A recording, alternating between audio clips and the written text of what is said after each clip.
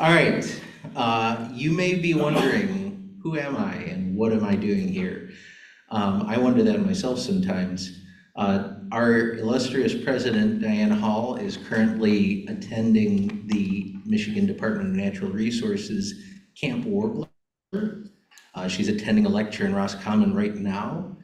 And so she hopefully will be joining us in time to introduce our short talk presenter. But if not, I might have to introduce myself. If this is your first time, and I don't know if anybody is here for the first time, we are the Warren Astronomical Society. We're Metro Detroit's oldest and most fun astronomy club, still extant, that is. And we meet the first Monday of every month, unless there's a holiday, here at Cranbrook. We meet the third Thursday of every month at Macomb Community College South Campus. And we meet at our observatory, Stargate, on the fourth Saturday of every month. With all that being said, we are going, do we have any first-time attendees? All right. Let's see. Sorry, this is the first time I've run a meeting in a little bit. So I feel like there's something missing here, but let's start out with our tradition of introducing ourselves. I am Jonathan Kade. I'm the first vice president, and I am the acting president in Diane's absence. Dale Kade, editor. Ken Bertin. Jeff McLeod, outreach. Jerry Voorhees. Michael Dow. Laura Wayne. Brian Wazinski. Tom Servanac. Maria Vogner. Tina Wong. John Carter. Sonny Spilos. Larry Hoffman. Ken Bertin. Tom Hagen, radio astronomy coordinator. Peter Richards. Christopher Estabrook, member. Gary Rapella, member. Patrick White. Amy Clark. Ronnie James. All right, thank you all for coming.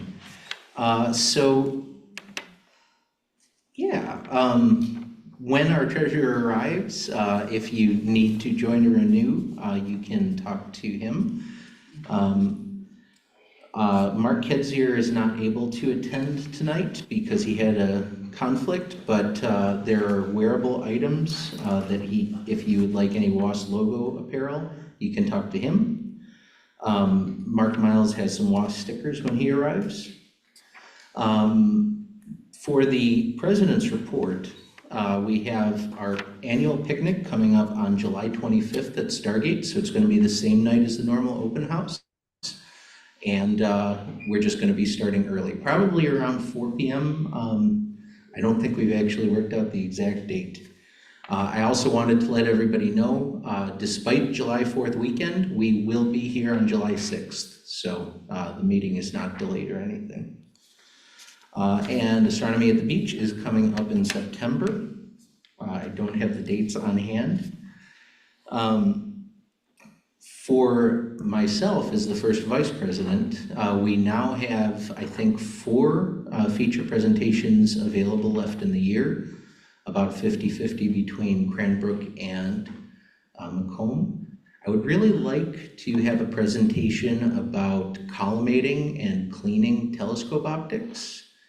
So if that strikes anybody as something they'd like to do, and I'm probably going to ask Mark Kedzier to do it if nobody else volunteers, but I think it would be a fun and relevant talk. Riyadh might also be a good choice.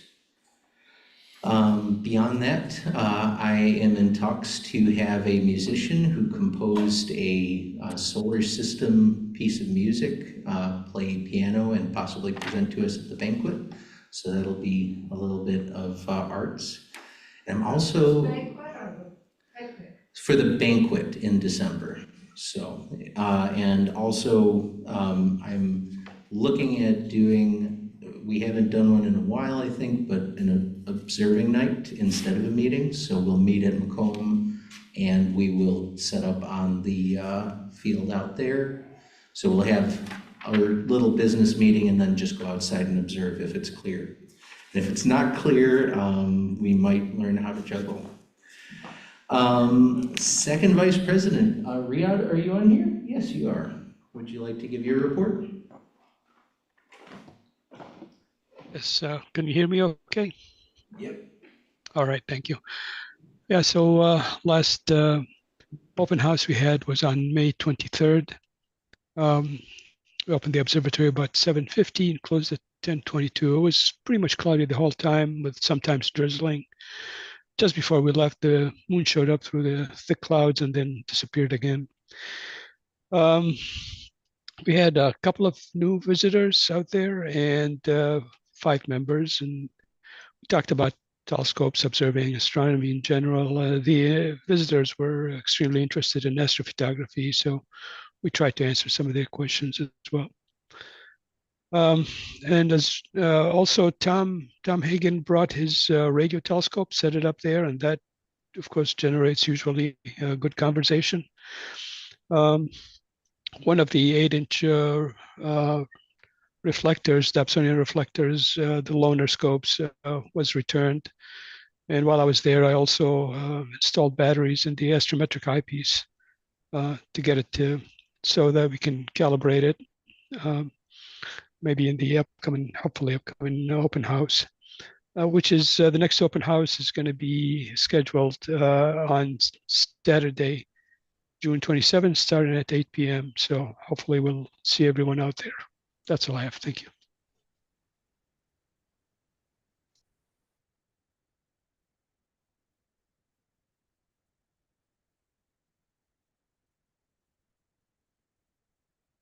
You're muted.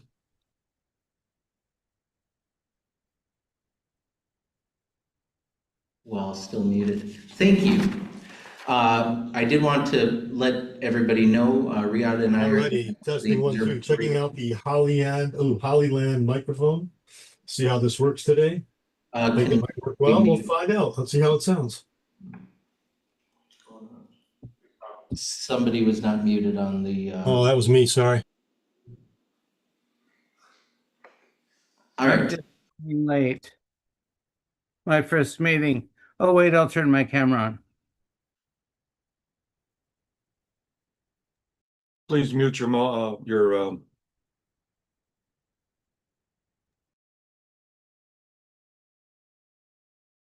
not you, Ken, or not you, John. Jonathan, you're muted.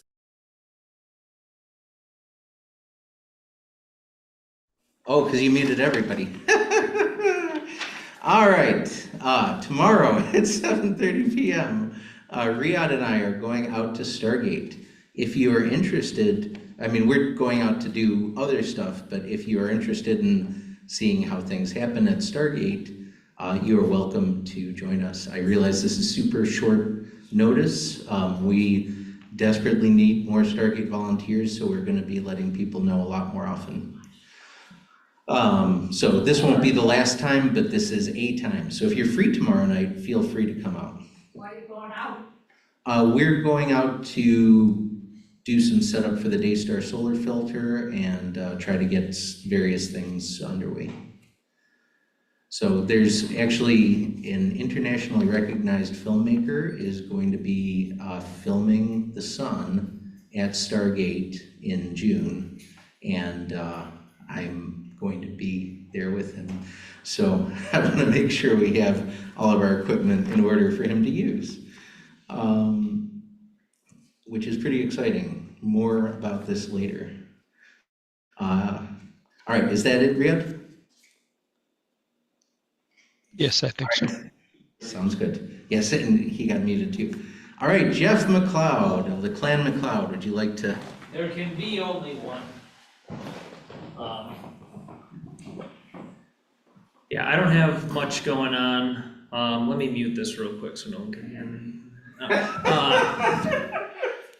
So we had an event at Cranbrook here on the 2nd of last month that was as successful as possible with the weather that they had. So thank you to the volunteers. I've already forgotten, but it's in the WASP if you want to read about it. It's called like Cranbrook Community Science Day, I think. Jonathan's gonna go somewhere this Thursday, hopefully, yes, and give a Hey. presentation. We'll figure that out. That's I'm gonna say a private event, so, Yes, it is. it's It's, for senior community. yeah. I don't have anything else on the books but astronomy at the beach, so you will be hearing about that. Oh, I left this stuff. My little note that I give you guys is Wednesday is the anniversary of the launch of Gemini 4 and 9, so 2 for 1 on Wednesday. And then I don't even think he knows. Hold on. But we're a part of the Night Sky Network. I think it's through Astronomical League is how we're just part of it. Just directly through Okay. NASA JPL. Okay, so I ordered a set amount of pins for our volunteers. Ken Bertin hasn't been at a meeting since I've been giving these out, but one of these is for you, so step right up, young man.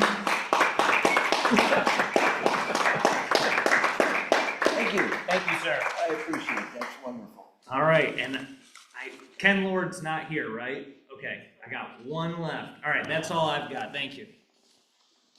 All right, that's right, I have to go back up here.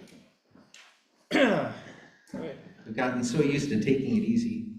All right, Vatshalia, I think, was not able to join tonight because of a personal issue, but she may be joining later. But on behalf of the WASP crew, who is running the Zoom right now, I would like to announce that the WASP is out, and it's a really fun issue with some really great content and the most beautiful cover you've ever seen. It's not true, but I took the picture on it. Dale, is there anything else you'd like to add? I can't think of anything. All right.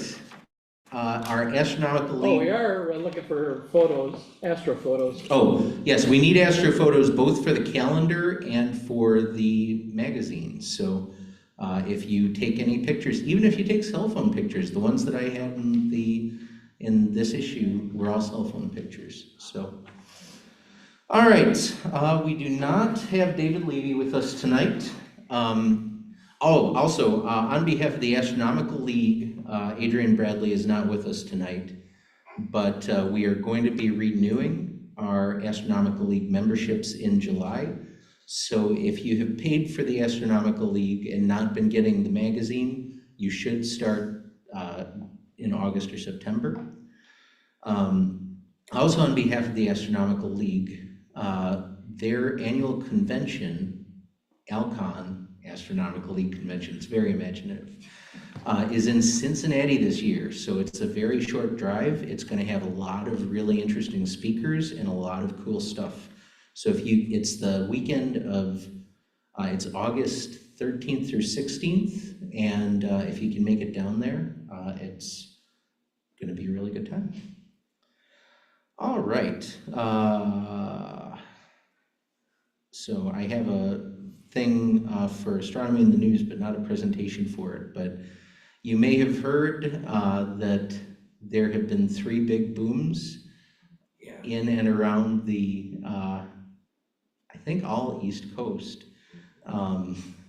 We first had SpaceX's third Starship blow up, and they say they meant to do that, but usually that's what you say when you didn't mean to do that. Then we had Blue Origin's massive space rocket blow up, the New Glenn. And then we had a tremendous meteor blow up over Boston and actually rattled windows for hundreds of miles. So that, unfortunately, I don't think there's any photos or anything of it. It must have been pretty high up. But yeah, so those those are the news for the month.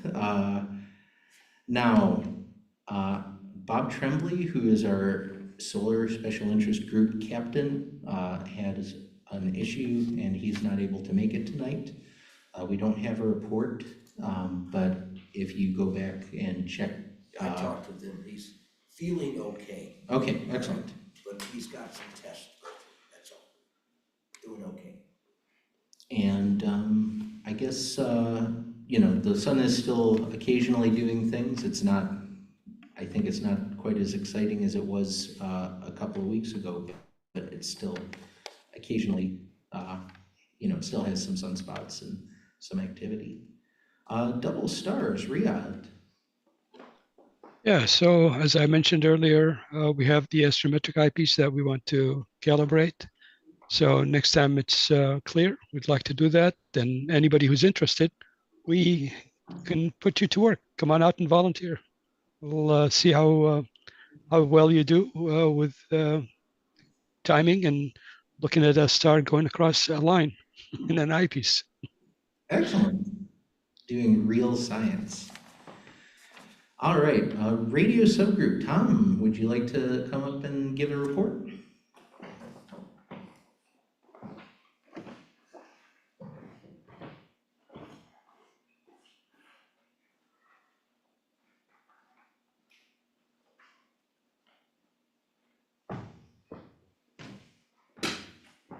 Yes, we've been a little bit active on building. Yeah, I've been helping. If you stand a little bit, you're not on the camera there. Oh. So if you stand slightly over that way. Yeah, we've got some interest in building small hydrogen line radio telescopes from the membership here. I'm really happy to have found out several people I've worked with several people now. We're putting together little systems. I put a note into the newsletter this month, and my email's in there if you want to contact me if this is of interest to you. I would be happy to help out. Got a couple of other projects I'm working on, but I'm not ready to talk about them yet. They're a little bit premature at this point. Thank you. Thank you.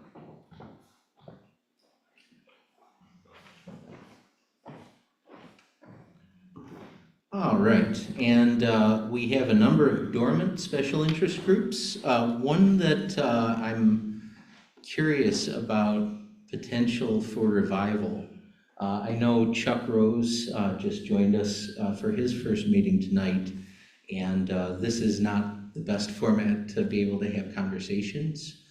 Our former discussion group met at members' homes. And obviously COVID kind of put an end to that, and we've never really restarted it. I was wondering if anybody would be interested in having like an informal Zoom discussion group or something like that. That way nobody has to host it. Now, if anyone wants to host it at their house, please talk to me. But I think right now we're not having as many sort of social interactions as members as we would love to have. So. On that note, we're actively working on getting our Discord published to everybody again, which is like an online chat room. And we're hoping that also more people will discover the group through that, because we're going to set it up as a community server where people can discover it if they're in the area. Yeah, I think that's about it for our standard stuff. So a couple of events that are coming up in the near future. As Jeff alluded to, we are going to be doing some events with Cranbrook in August, and doing events with them are how we pay the bills here. So if you can volunteer for any of those, that would be fantastic. August 15th, which is I think the day after, or 2 days after Cranbrook's Perseid event, Diane and I, in our other astronomy club, Dark Skies Alcona, are going to be doing a true dark sky astronomy event at Negwagon State Park, which is up here. So if you don't mind driving 4 hours, you are more than welcome to join us for that. We're doing it with the DNR and the Jesse Besser Museum and the Friends of Negwagon State Park, who are the main sponsors of it. So if you haven't gotten to observe from Alcona County, which has the darkest skies in the Lower Peninsula, it might be a fun opportunity. And I think that's about it. So I believe believe, I don't think we got anybody to introduce me. So I'm going to just introduce myself after I get my slide up here. Unless, Jeff, do you want to introduce me? You're right there. He's right there. All right. It's not gonna be good. That's fine. You can start whenever you like. Oh, this next speaker needs no introduction. However, apparently he does. Jonathan Kade is a former president, vice president. What are the roles? Treasurer, Treasurer, that was before secretary. my time. Secretary.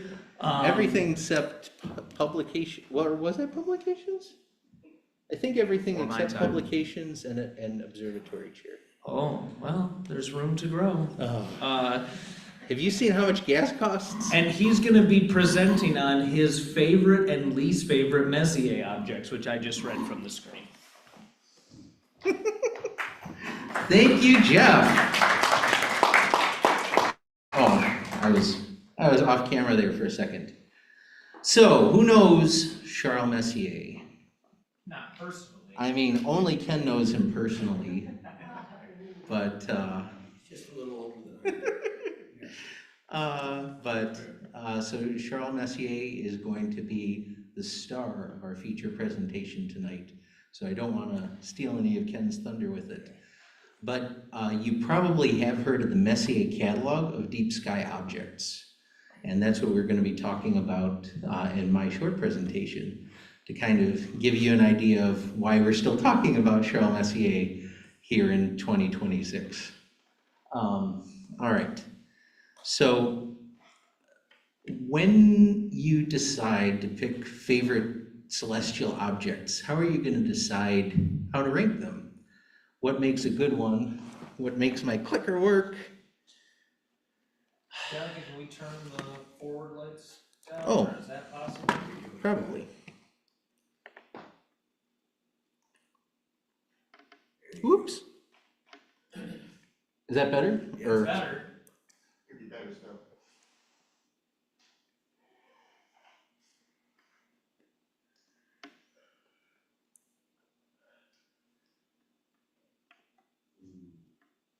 How's that? Yeah. All right. Hopefully I don't look too chiaroscuro. All right. Huh, my clicker's not working. All right. Well, so here are the criteria that I'm going to use to choose my favorites. First, the aesthetics, because, you know, as much as I love looking at vague blurs that look grayish in the darkness, because they have some scientific value, when I pick my favorite objects, I'm probably going to choose ones that look like more than just a vague blur. The second criteria is going to be findability, and that's not just how easy it is to get there, but how easy it is to see it when you get there, and how easy it is to actually pick out details in it when you do get there, right? The third one is significance. So that could be, you know, personal significance to me. That could be historical significance. It was, you know, the first object that Charles Messier put on his list, or the last object that he put on his list. Maybe it was observed by Aristotle. Maybe it has the oldest stars in our galaxy. Maybe it is the scene of a celestial crime. So those are the kinds of things that make me interested in an object, and if I'm sharing it with other people, that's going to help other people be interested in it too. And then the final thing is, the Messier catalog, as you're about to hear from Ken, is a list of things to stop bothering Charles Messier about. So there was a comet craze going on in the mid-18th century. Everybody wanted to discover a comet. Everybody was reporting any kind of blurry thing they saw in the sky to the Paris Observatory, where Charles Messier was just trying to do his job, and he got sick of it. So he made this list of things to stop telling me about, and that is the Messier catalog. So in order for it to be a good Messier object, it has to look like a comet. And so I think many of you probably know where this is going towards the end of the presentation when I talk about my least favorite Messier objects. It's not that I don't like them as objects, it's that they're terrible Messier objects. All right, without further ado, so what does a comet look like? Well, you know, when they get super close to Earth and all of the ice starts melting off, they get beautiful and they have long tails and stuff, but that's not how we first find them. When we first find them, they're vague blurs. And so that's why people were looking at galaxies and saying, hey, that looks like a comet. And that's why they're looking at nebulas and saying, hey, that could be a comet, because comets look like, you know, diffuse things. The other thing that is really important to remember is that the optics that they were using in the mid-18th century were really poor. This telescope, this is the 40-meter telescope of William Herschel. This was the largest telescope in the world at the time. This is speculum metal, and I think even projected on the screen, you can tell they literally buffed it to a shine using sandpaper. Right? You can see all of the scratches in it from the polishing process. There's no coating, there's nothing to keep it from tarnishing. If it's out for a week, it'll start to form a tarnishing layer. On the other hand, what Charles Messier was actually using himself was a 4-inch refractor from the Paris Observatory in the middle of Paris in a time where all of the heating was coal. And there were clouds of coal smoke everywhere.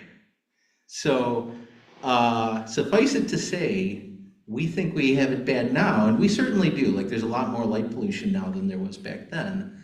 But any beginner telescope or even beginner binoculars will show you much more in the sky than the professional astronomers were able to see back then. I mean, obviously, through this gigantic 40-meter long telescope, he could see a lot, but it still wasn't super high resolution. Like the 22-inch at Stargate probably makes a better picture than that. All right, so I'm dividing my list of favorites into objects you can see with the naked eye, and then binocular objects, and then telescopic objects. So it's not clear to me, and maybe Ken can talk about this during his presentation, but there are certain objects that are very easily seen with the naked eye. They've been observed since human history began, and they ended up on the Messier list. Some of them ended up on the Messier list pretty early, and some of those will appear at the end of the talk, but some of them, you know, kind of do look like comets, so I decided to put them on my favorites list anyway. So I don't know if people were, for instance, looking at the Andromeda Galaxy and saying, hey, that's a comet, I should tell the Paris Observatory that I found a comet. But if you've ever seen the Andromeda Galaxy naked eye, it's easy to convince yourself that it does look like a comet. Especially naked eye, you tend to see half of the disk a little bit brighter than the other half, so it kind of looks like a comet with a tail coming off it. So I actually rated my scoring, so it's a out of 5. So the aesthetics of the Andromeda Galaxy, it's a 5 out of 5. I tried to use pictures that are very close to what you would actually see in binoculars or a small telescope. So we're not going to have any like Hubble pictures here. But even with the small telescope, you can see the satellite galaxies of the Andromeda Galaxy orbiting it. Actually, I can't see it. Somewhere over there. No, it's the one right next to the bright spot. Go to the bright spot in the middle, or right to the left. That's it. Nope, you just passed it. That one right there. Oh, right there. Nope, next to it, that's the one. There? Fair point. That could have been a comet. The Andromeda Galaxy is, so, you know, it's not face on, but it's a really pleasing angle where we can see most of the disk. And it's one of the few galaxies that actually gets people who are not accomplished astronomers to say, wow. It's very easily findable. It's right off a bright star in Andromeda. It's near the corner of the Great Square of Pegasus, which is very easy to, for anybody to find in the sky. You look for the big square with nothing in the middle of it. And it's very significant because it's part of the local group. It's one of the closest large galaxies to us. For a long time, I've been saying that we're going to combine with it, but it looks like we probably aren't going to combine with it, and there's going to be a near miss. But it's still, we're gravitationally bound to it. We're part of a cluster of galaxies, and we're all going to stay in the same neighborhood. Sorry, yes, Spencer? Yeah, it's the only piece of light that you can see other than our own galaxy stars. Right, Very cool. it's very close.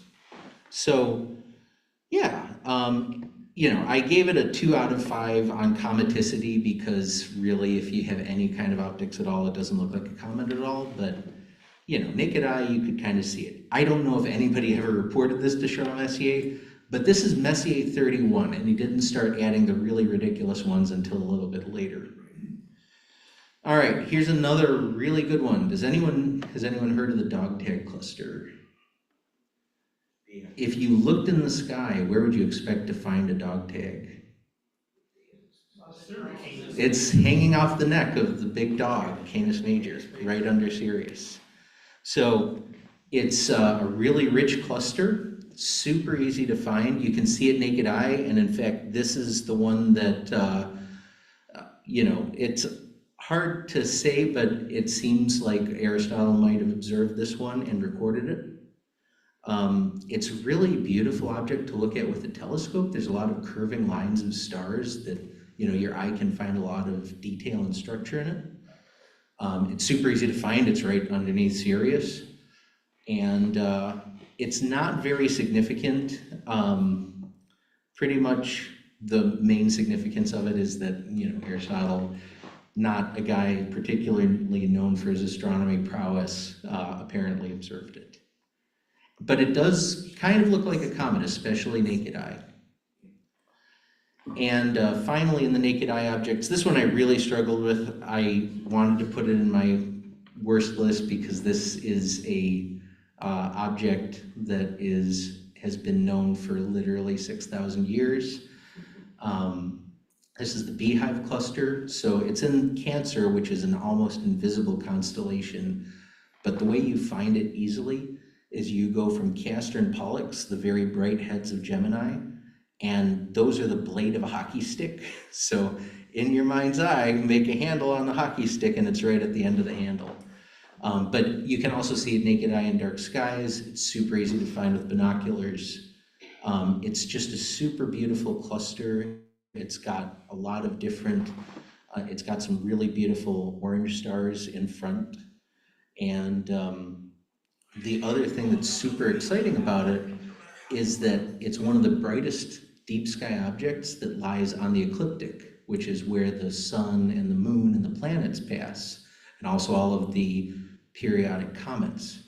And so what that means is that you frequently get the planets moving through it, the moon moving through it. This beautiful picture taken by Pete Lawrence for the BBC Sky at Night shows a crescent moon and Venus right in the neighborhood. I would observe that actually, or at least I have observed that happen once.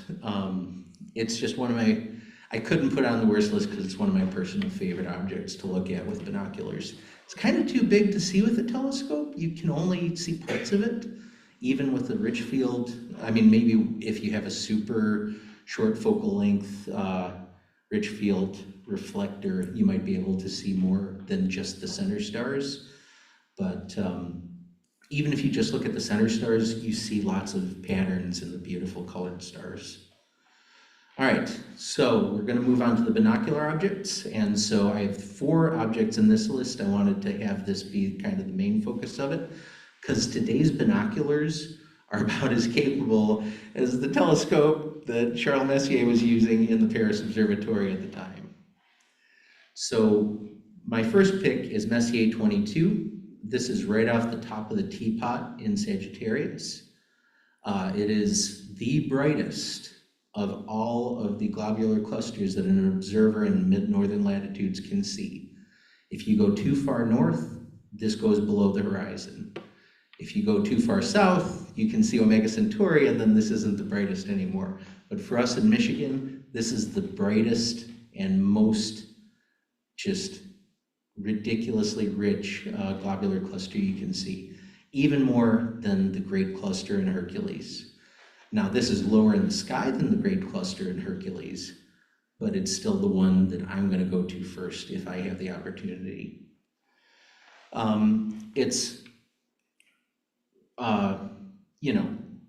It's mostly significant because it's very bright. It's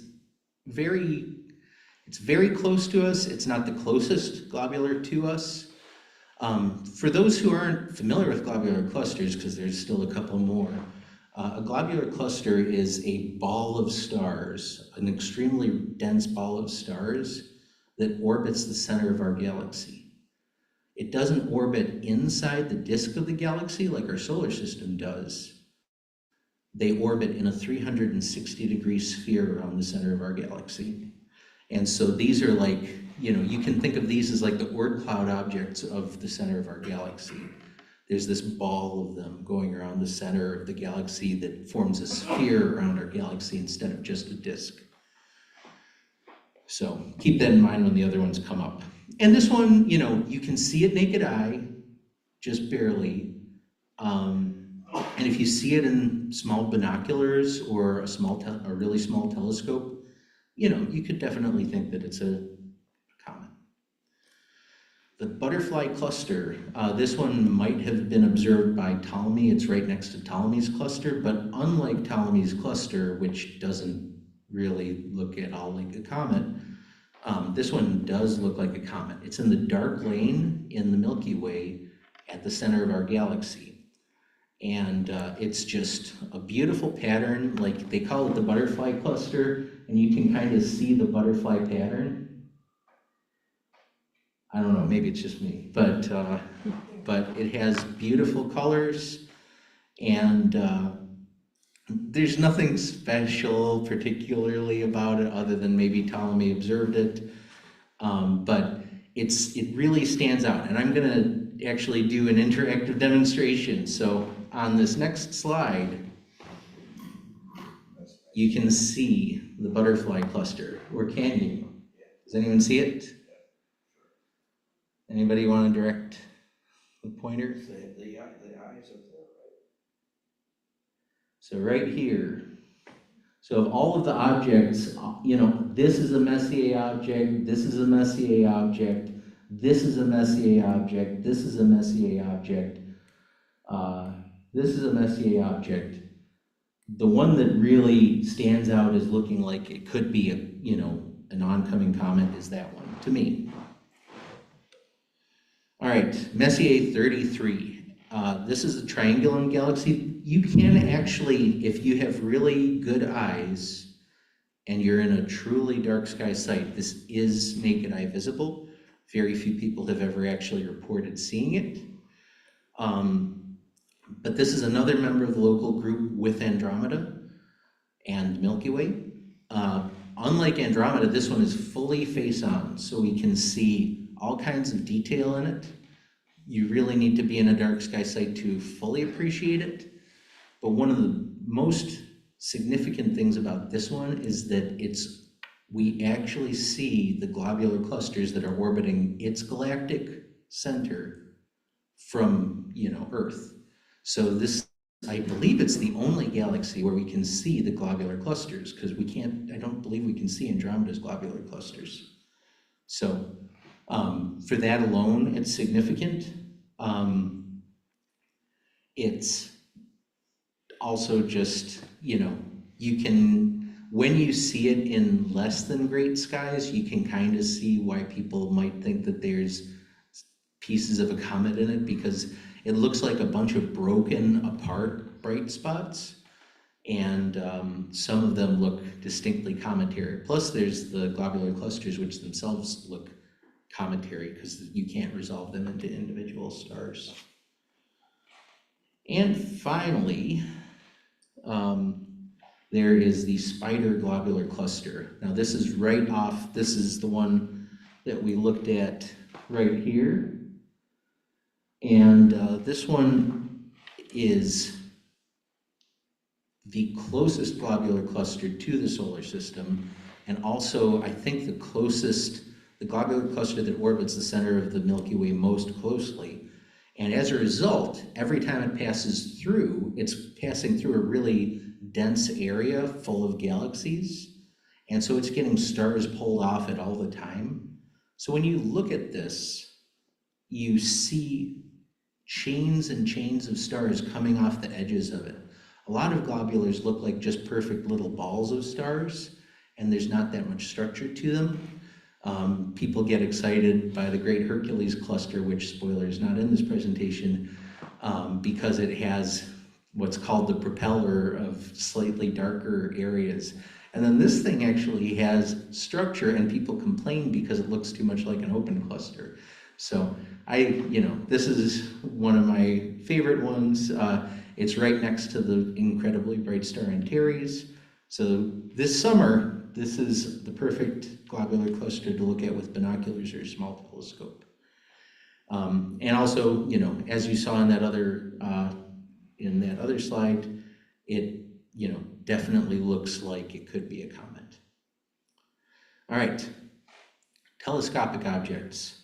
So even the basic 6-inch telescope that you get off Amazon is way better than Messier had. So you kind of have to use your imagination for some of these to imagine that you're using much less aperture through smoky skies and just not seeing nearly as much as you do now.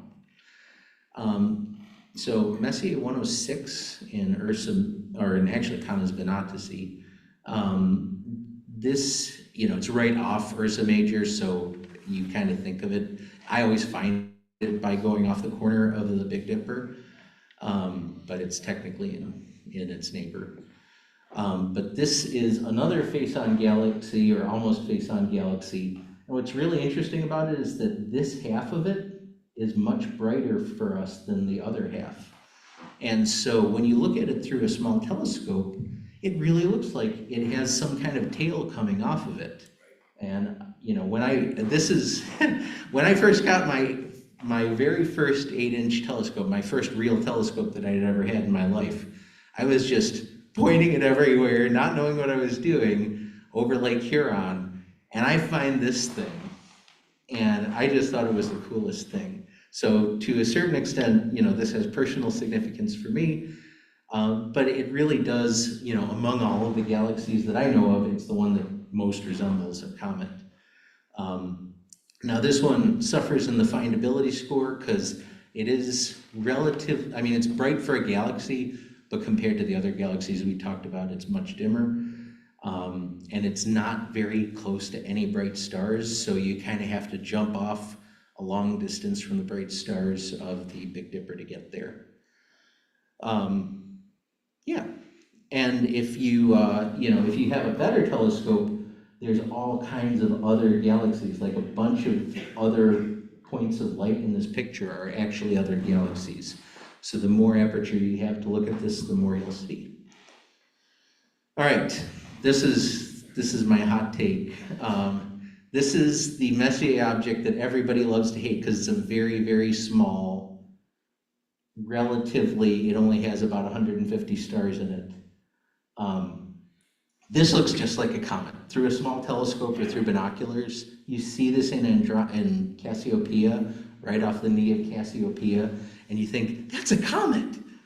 And it's not, and as soon as you put more magnification on it, it resolves into stars. But they're really beautiful colored stars. There's a mix of brightnesses in them that makes it just really rewarding to keep looking at.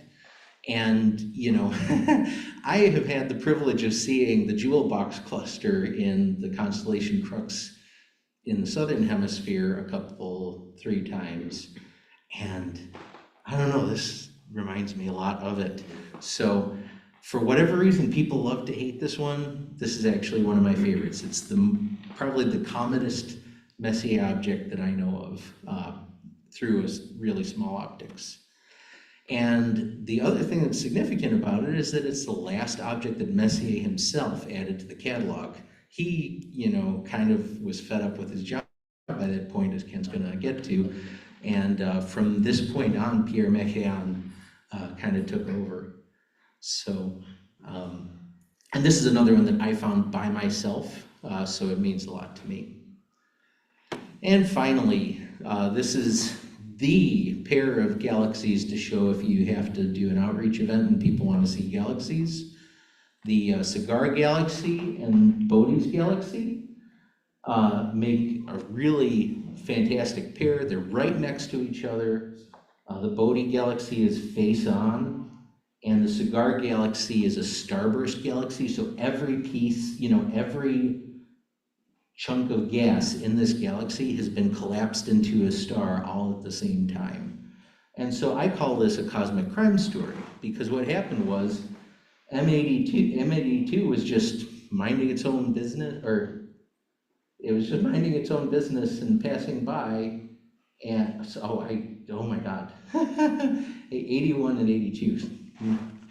My editor didn't catch that. But M82 is just sliding by M81, and the intense gravity of this much bigger galaxy caused all of the gas in the smaller galaxy to condense into stars at once. And that gas is the fuel that keeps galaxies alive. So when this generation of stars dies, this galaxy goes dark. It basically stops existing. So, it's always a fun thing to talk about at observing nights. And you can zoom in on this. You can look at the central section of it where there's a gap in it, which is a dark lane. We don't often get to see super intense dark lanes in other galaxies. It's just a really cool pair of galaxies to look at. All right, so those are my 10 favorites. Now, this is the rogues gallery of my what I think are the worst Messier objects, as Messier objects, not as things to look at. So I'm first going to talk about some things that everybody loves to hate that I really like. First off is M73. This is just an asterism. It's not a deep sky object. It's just 4 stars that happen to be lined up from the position of Earth. And yes, that kind of sucks, but it also looks like a comet. If you look at it through a small optic, it really does look like a little comet with a tail. So I think people are very unfair to it. M1, the Crab Nebula in Taurus. It's our esteemed former member Dave Bailey had a poem about this, and it went M1. It was actually called Supernovae Remnants in the Messier Catalog, and it went M1 is the only one. And it is, and it's really bright compared to other supernova remnants, and it's really easy to observe compared to other supernova remnants. So I don't know why people don't like it. M103, as I just talked about, is one of my favorites. And M56. So M56 is part of a hypothetical galaxy that has been torn apart by our galaxy that is affectionately referred to as the Gaia sausage. So how can you hate something that is part of the Gaia sausage? And also, this globular cluster is orbiting our galaxy backwards from every other globular cluster. So that's pretty cool, right? That proves that it came from a different galaxy. All right, here's the big one. This is just, there's no defending this one. Messier 40 is just a double star. And the only reason it's in the catalog is because Messier was feeling lazy that day. And Johann Hevelius reported that there was a nebula here because he wrote down a number wrong. And Messier went to go check it, and he said, well, I don't see anything that looks like a comet, but I guess there's a double star. Okay, fine, I'll put it on the catalog. So this is just absolutely terrible. It's not a terrible double star, but it's also not anything that you're going to remember. It's no Alberio. So, I don't know. And it's also really hard to find because it's just a double star in an area that has lots of other double stars. So. It's possible there was actually a comet there. I mean, that would be hilarious actually, but his notes do say it was a double star though. So, Yeah, Messier 79. This is a really cool object. This is actually also part of the Gaia sausage, so I feel bad about putting it on here. But this has a big problem. This is under Orion's knees in the constellation Lepus. And if you've ever looked south anywhere in Metro Detroit or from Stargate, what you will remember is that the constellation Lepus might as well not exist. Unless you have an extremely dark southern horizon, this object from our latitude is really difficult to see. So it's scientifically interesting. So this is a globular cluster that is not part of our galaxy. This came from another galaxy, and we don't even know necessarily. It could have come from the Gaia sausage, or it could have come from a different galaxy, and we don't exactly know. But this is an object that, unless you've gone to a true dark sky site with a dark southern horizon, you will never see this. This is one of the reasons we can't do a Messier marathon at Stargate and have everybody actually see something. The other reason is M74. This is one of the most beautiful galaxies in the sky. However, it is the lowest by some margin surface brightness Messier object there is. And what that means is that any one place, this is a fairly distended object, any single point in this is extremely dim. So you have to use very low magnification and be in a dark sky to see something that is satisfying here. And again, there is no way you're ever going to see this object from Stargate. So even though, you know, it kind of looks like a comet, it's got a little, you could see it as a tail. Unless you're in Key West or something, you're not going to see it in a way that you'll be happy with. All right. So now we get to the controversial ones. You know, obviously the Orion Nebula is the best object in the Messier catalog. It has the most going on. It's got the triangulum of newly born stars that you can keep finding. You can find 6 of them pretty easily. It's got so much structure. You can look at this through a 66 millimeter telescope, and it's going to be more satisfying than looking at almost any other nebula or any other, you know, gaseous deep sky object through an 8-inch telescope or even a 10-inch telescope. It's just fantastic. However, it's in the same place every night. It's in the middle of Orion's sword. It's the brightest constellation in the entire northern sky. Who reported this as a comet? Who could possibly say, oh, this thing that's there every night and has been in the same place for my entire life, that must be a comet? Just come on, Charles. And then finally, you probably see where this is going. Come the bleep on, Charles. My favorite project. Humans have been recording this since there have been humans. Like, you can see the stars individually, naked eye. Nobody reported this as a comet. All right, that's it. Thank you.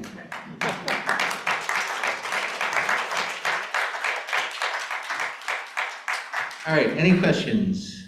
When you mentioned the globular clusters in the triangulum, were you meaning the only globular clusters that like the amateur can observe? Yeah, like with visual observing through an amateur-sized telescope. Okay. Yeah, obviously, you know, if you have the JWST or the Hubble, you can see a lot more. But I mean, with maybe a slightly more than your 6-inch and some good charting, there are some in Andromeda. okay. Yeah, but like, you know, I remember people who were not especially practiced seeing globular clusters in it at Stargate with the 22-inch, and I've never had that happen with anything else. Anybody else? Pleiades for me is my favorite object. I mean, it's a wonderful object, but I mean, it's one of the best objects that there is. But as a Messier object, he only added it to the list to pad out 45 objects, Ken. You know it. You're going to talk about it. I should change it to Subaru. All right. So thank you so much for putting up with that, and have a prepare for a Messier-filled main talk.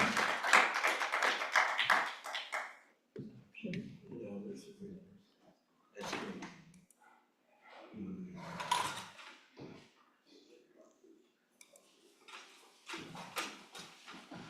All right, with that being said, we are going to take a snack break, and actually, the snacks have just arrived. You might want to drop them off down. I don't think you should take them up there because they need to be here. And we're about to start. So thank you to Mark Miles for bringing more snacks. And let's get started. So the tables are over there. Can you turn the house lights back up? And I will turn the house lights back up. No, you must snack in the dark like true astronomers. All right. And we will reconvene, what time is it? We'll reconvene at about 10 after.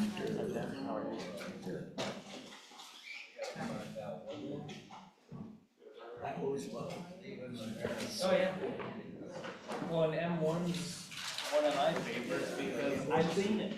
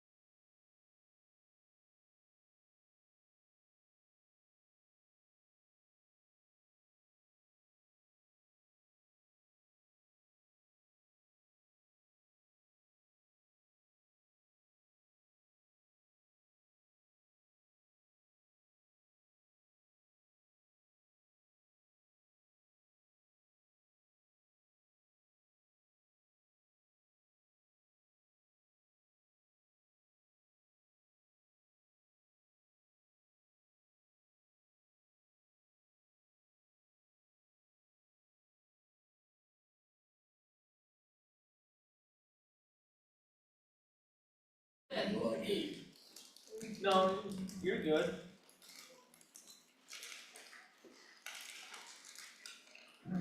Let me just pull up my notes here.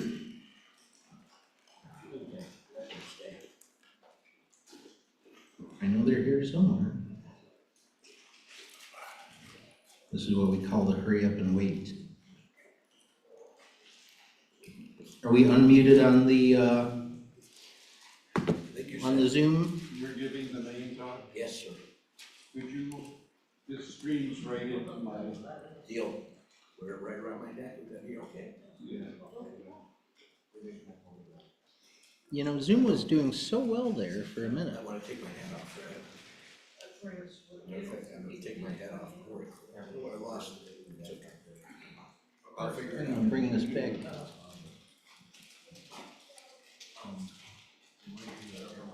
There we go. That sounds good to me.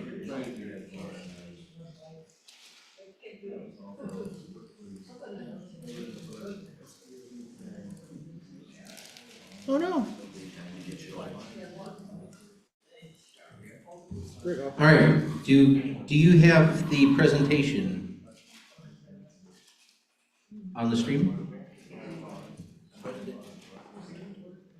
Okay, go ahead. Dale? Is it, okay, good.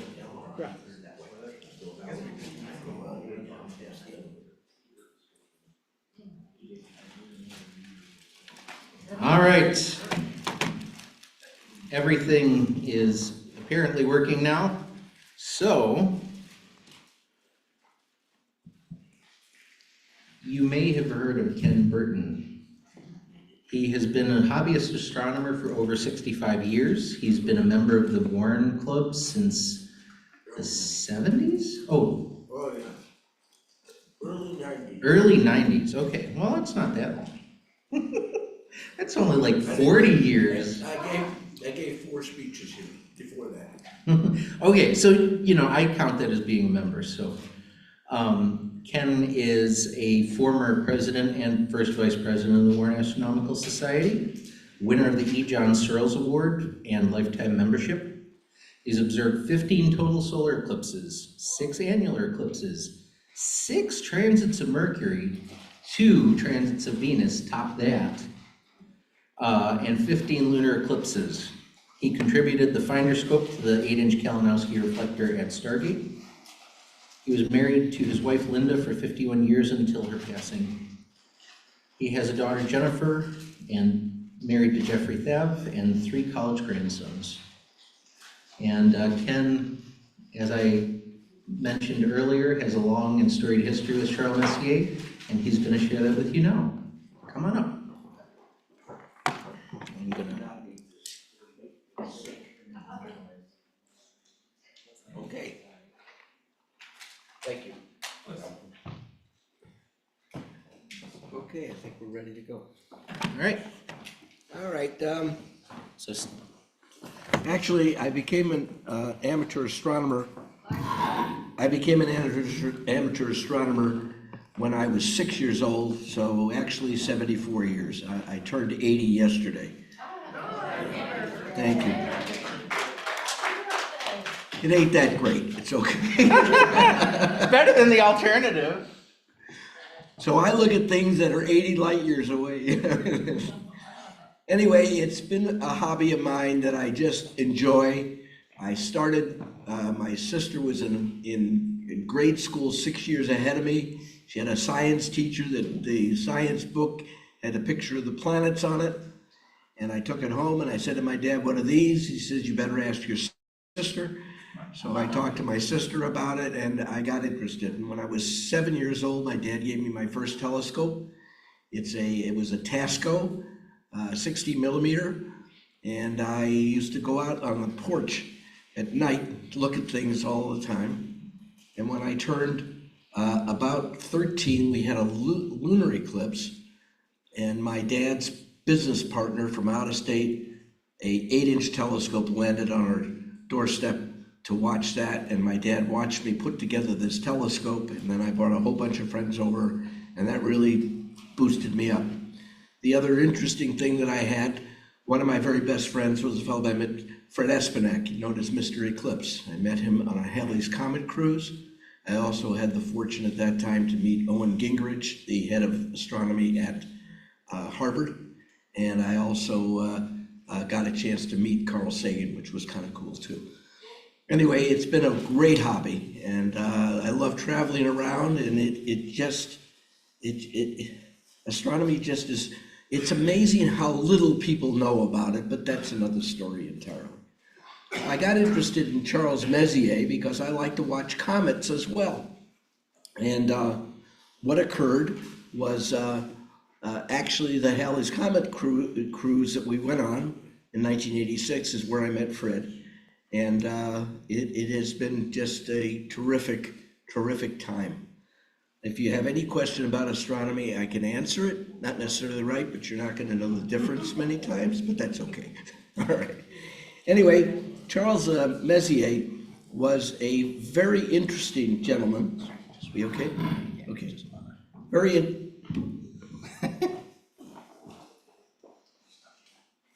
Somebody's talking to me. Oh. I don't know what she's doing. Hold on. Hold it on.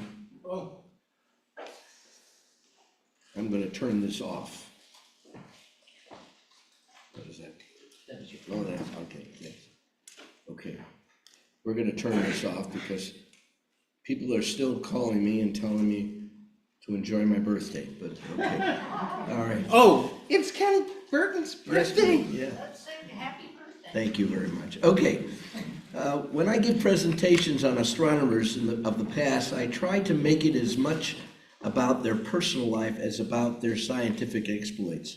Unfortunately, occasionally, I run into an astronomer whose personal life is very sketchy. So my focus needs to be on mostly that person's scientific accomplishments. And Charles Messier is just such a person. Make sure I got this going. It worked, okay. Charles Messier was born in a walled fortress town of Baden-Württemberg, or Ville actually is how it's pronounced. It's located 200 miles east of Paris, southeast of Nancy. Let me do this too. There we go. Which places it 40 miles west of the German border. This is what I need. Okay.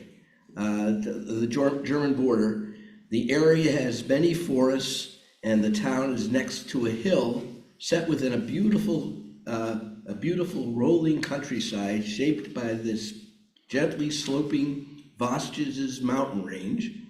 Mount Donen-Itzpie sits a dozen miles to the east. Baden-Württemberg is in the French province of Lorraine, located in the region of Somme. Both Lorraine and Beidenviller is in the French province of Lorraine. Look, like I said, both Lorraine and Somme are family names of dukes, counts, princes, etc., who held protective control over the area. Territorial strife, gotta get that, okay, existed between families, but was abated somewhat after the marriage of Princess Christine de Somme to Count Francois II of Lorraine in 1598. This marriage of convenience divided control over some of the towns and even affected some individual houses within the towns, and were split between controlling parties. Beidenviller was the rural capital until the major reshuffling in 1751. By the late 1500s, Beidenviller and the surrounding areas were known for pistol production, which was supplanted in the 1600s by tanneries that produced some of the Europeans' finest leather. Starting in 1724 and to the present, this region has been known for its glazed, color-coded pottery and porcelain. Serfdom ended during 1793 and of course led to the French Revolution.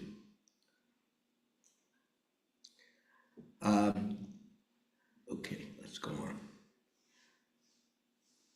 All right. Messier was the son of Nicolas Messier from 1682 to 1741, who was born in Bondeville, and Francois de Grandbrandis. There's nothing up here. You will be now, okay. Ah! Whom Nicholas married in 1716. They had 12 children, of whom 6 survived into adulthood. Charles was the 10th child, with 3 surviving older brothers: Hyacinth, 1770 to 1791, Claude and Nicholas Francois, and 2 younger children, Joseph and sister Barbie. Hyacinth was 13 years older than Barbie and 32 years younger than Charles. Charles was born and baptized on June the 26th, 1730, in an upscale house that was centrally located in town.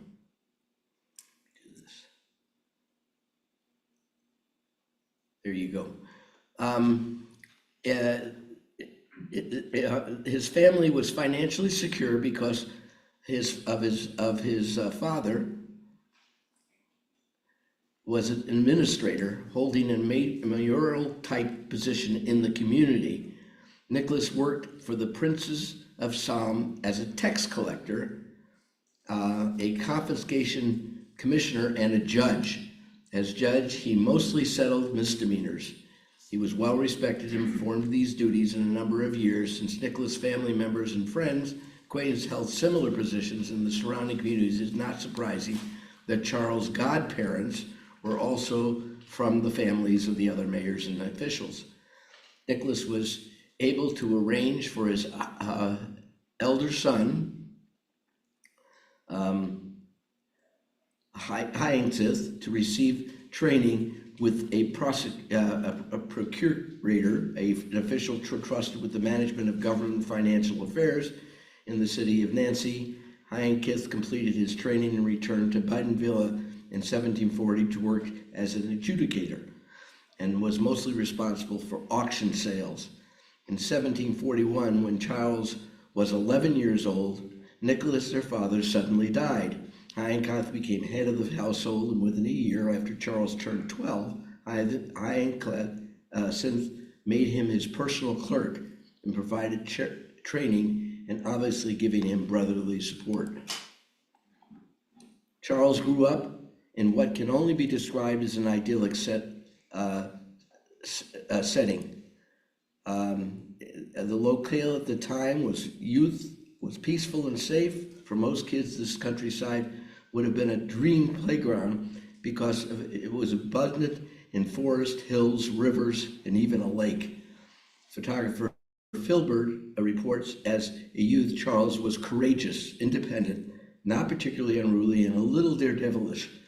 Charles experienced nature firsthand since he lived in the countryside, so his curiosity about the world must have kindled at a very early age. In this setting, astronomy was never far from anyone's mind because of the rhythm of rural life, especially farming, which was based on the cycles of the moon, with the love of the lore of constellations not far behind. Virgo's rising in the spring heralded growing of crops, and its setting in the fall gave notice that the year's growth was over.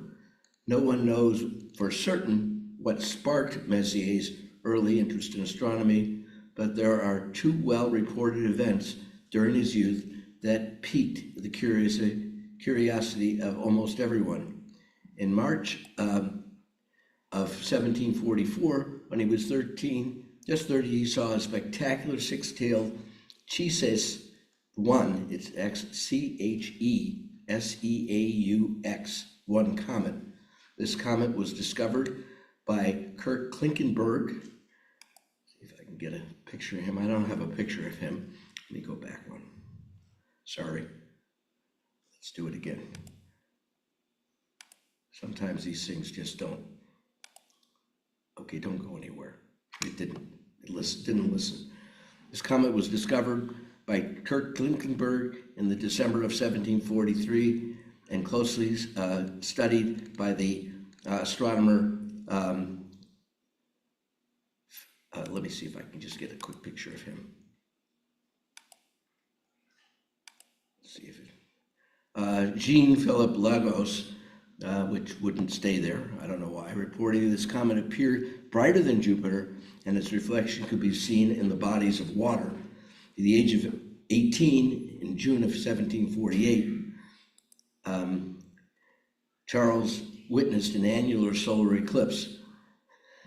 Charles must have talked excitedly to his brothers about these astronomical events. And let me go back again, 1 second. These computers sometimes, as you all know, make things are longer than they should be, right? Okay, there it is. Okay. And was surely in awe as a child of the wonder of it. When Charles awoke each morning and looked out the front windows of his house, he could have seen directly across the way an old Protestant church with its with an accompanying tower, a remnant from the time when a Calvinistic movement had swept the area. However, the structure that stood out and the most, just a little farther away and higher at the top of the town, was St. Martin Church, whose dome bell tower stood 130 feet high. Charles wrote a journal that its three bells of a rather beautiful size could be heard 1.5 leagues away when all the three were rung together. And this is the time as calm as the night. And there's the church itself. Okay, upon Nicholas's death, as said, eldest son Hyacinth, at age 24, became the man of the house. A curator in Nancy at the time, he had recently returned to Baden-Württemberg in 1740, where he had secured a position as administrator alongside of his father and the Princess of Salm. So transition to the head of the household was rather easy. About this time, Charles suffered a broken leg in a fall from a second-story window of the home. A farmer in the area who was adept at as a physician took care of young Charles to complete his recovery. However, the recovery was rather long, necessitating Charles to leave school. Hyacinth took care of his education and for the next 8 years trained him. This education helped him to develop a keen sense of precise observing. Obviously, this would be crucial to his success in later years. Charles was fortunate to have a brother like Hyacinth who taught him a variety of practical administrative skills and the importance of methodic work at tasks.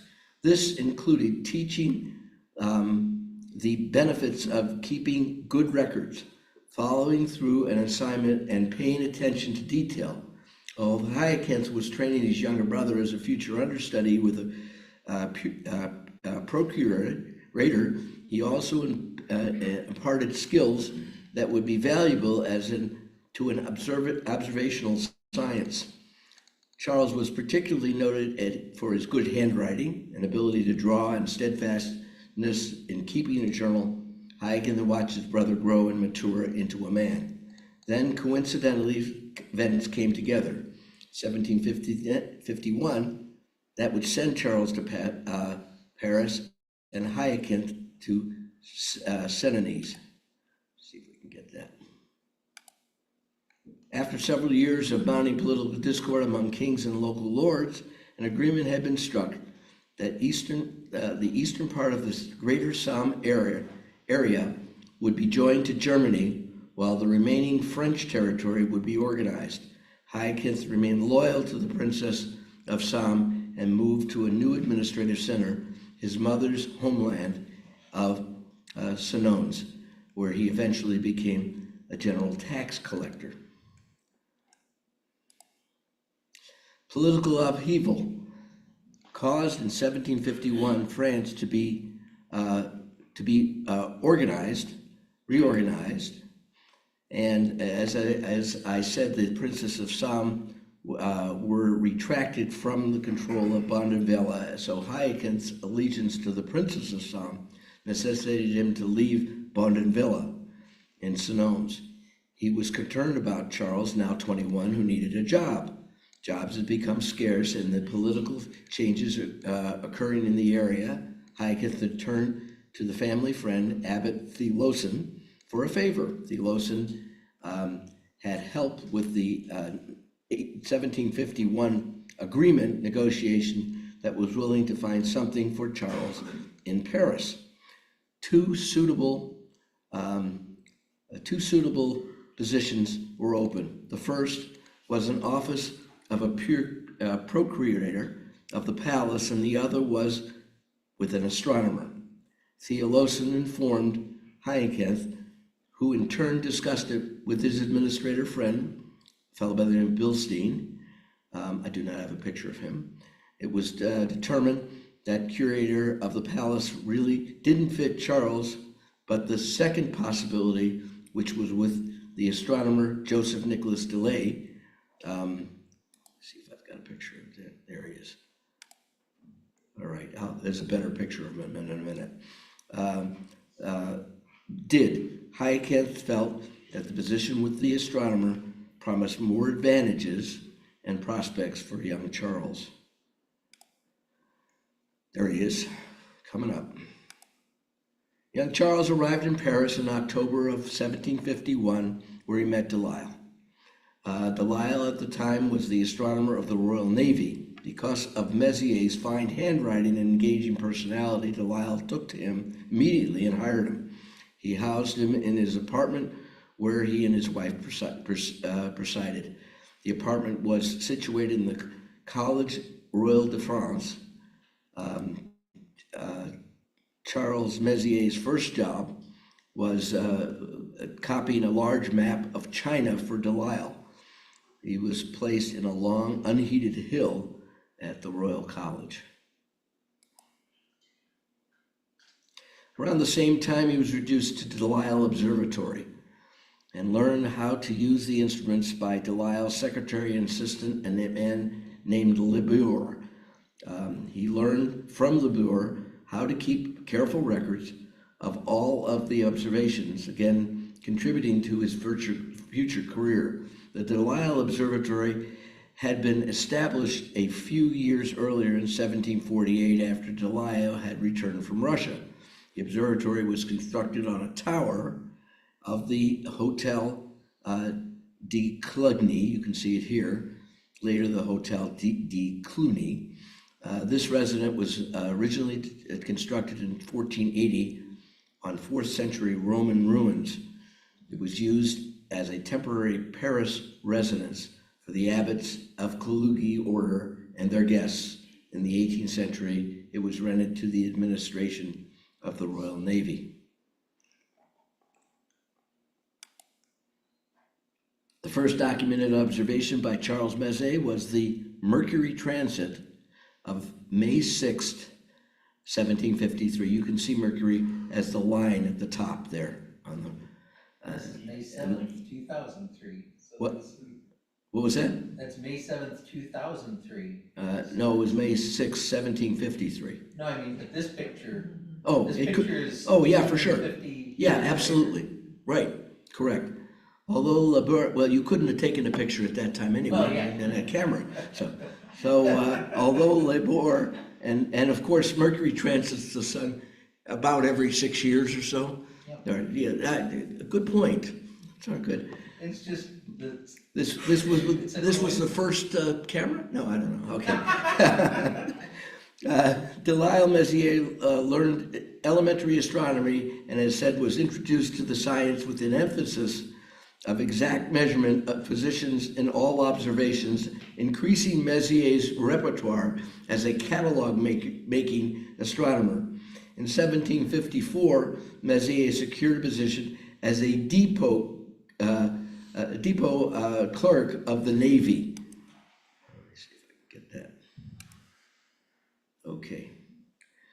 Under the direction of Delisle, Messier started looking for Halley's Comet. By the way, that's Halley's Comet, actually, in case you wanted to know that. Halley is the orchestra group, right? Okay. In 1757, he reported the observation of M32. Do this again.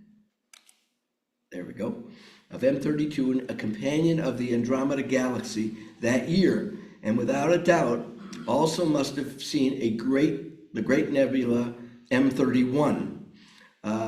Halley's Comet was due to return in 1758 and was merely a scientific hypothesis at the time.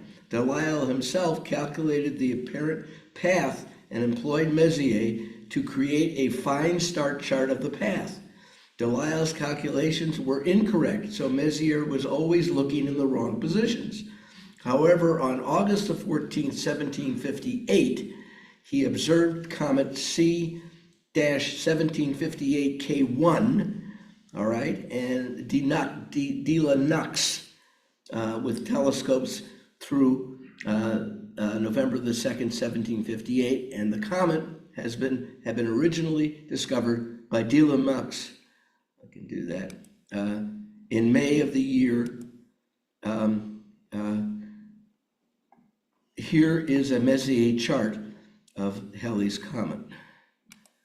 There we go.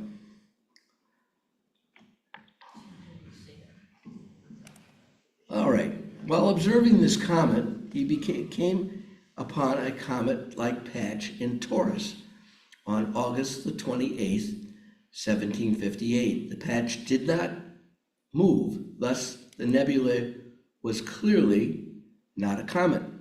He measured his positions in September 12, 1758. This object turned out to be his first entry in his later famous catalog, the Crab Nebula. Messier 1, the remnant of a supernova of 1054. This event triggered Messier to begin using telescopes to look for comets and to complete his catalog of objects that might be taken for comets. On Christmas Day, 1758, 16 years after Halley's death, the comet was sighted. A well-to-do German farmer and amateur astronomer, Johann Georg Pelitsch, documented its return above the village near Dresden in Paris. Charles Messier independently sighted the comet on January the 21st, 1759, after finally doubting the correctness of Delisle's path. Halley's forecasts were dead on, but only was it delayed by the gravitational pull of Jupiter and Saturn, but it appeared in the sky pretty much where Halley had predicted it 50 years in advance. As Halley, speaking of himself, wished posterity would indeed not forget that the discovery was owed to an Englishman. The second coming of the comet would hardly be underestimated. Immediately worldwide, it would be referred to as Halley's Comet. There he is, Edmund Halley. Now, on Christmas Day, 1758, 16 years after Halley's death, the comet was sighted. A well-to-do German farmer and amateur astronomer, Johann Nicholas. Let me go back one. I want to get that more of that. Hold on a second. Okay, I'll get there. Okay. Let's see. The second coming of the comet would hardly be underestimated. Immediately worldwide, it would be referred to as Halley's Comet. Now we can do this. Delisle did not believe the miscalculation was his fault and advised Messier to continue observing. His devotion to Delisle added to this frustration when the elder man also refused to publish Messier's discovery of the comet of 1760. Messier, always a loyal employee, stated, "I was a loyal servant of M. Delisle. I lived with him in his house and conformed with his command." On April the 1st, 1759, Delisle finally announced the discovery. However, humorously, other French astronomers refused to believe the announcement, perhaps an early April Fool's joke.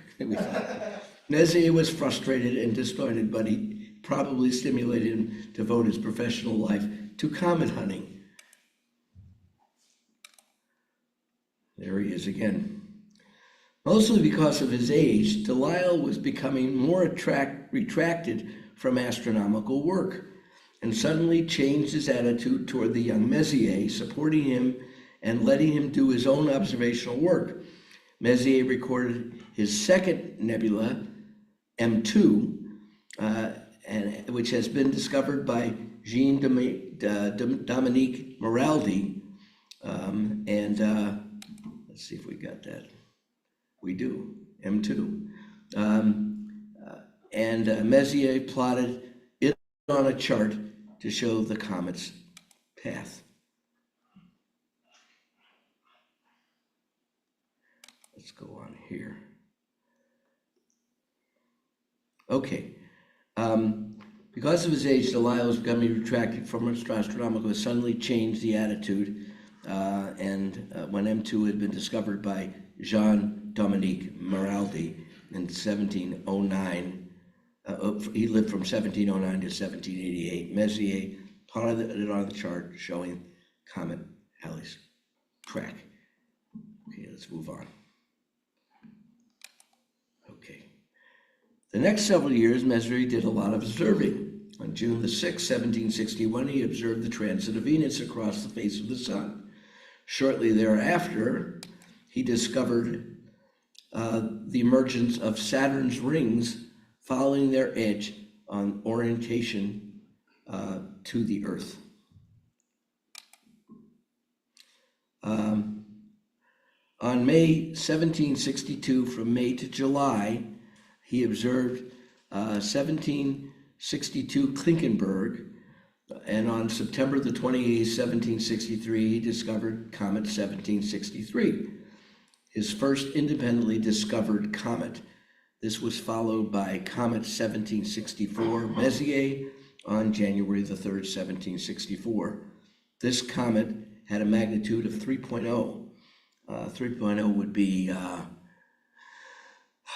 probably one of the mid-bright stars, not a terribly bright star, but that's. Charles Messier learned that he was rejected to become a member of the French Royal Academy of Sciences, apparently a great disappointment to him. And this is. He was rejected. What's that? You say it was rejected? Rejected. He was rejected. In 1762, from May to July, he observed the comet 1762 Klinkenberg, And in September 28th, he discovered comet 1763 Messier, his first independently discovered comet. This followed by comet of 1764 Messier on 1764 Messier on January the 3rd, 1764. This comet had a magnitude of 3, like we said, and in 1763, Charles Messier learned that he was rejected from becoming a member of the French thing. Is apparently a great disappointment to him. Let's see, we'll move on. This discovery of his third object, globular cluster M3, was the first original discovery. He was now undertaking regular serious scans of the skies for objects that would frequently fool comet discoveries.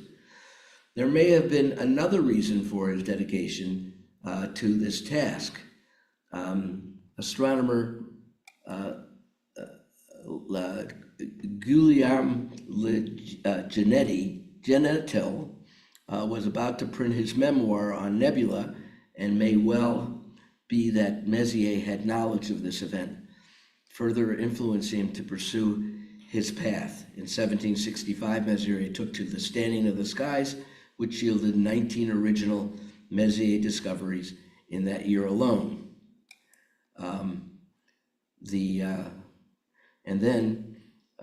Messier cataloged the objects M4 and M40 that year. It looked for several non-existent nebula from the older catalogs without success, obviously, but it would explain why the double star M40 was entered into this catalog. There's your answer to that. All right. Moving on. He scoured the catalogs previously compiled by other astronomers, including Edmund Halley's list of 6 objects, and catalog of William Durham, who had chiefly extracted his work from a French translation of Hevelius' star catalog, Prodromus Astronomie, and Nicholas Lecale's catalog of Southern Nebula in 1755. He also compiles lists from Moraldi and Lee Gentile, which reference de Chasset's work as well.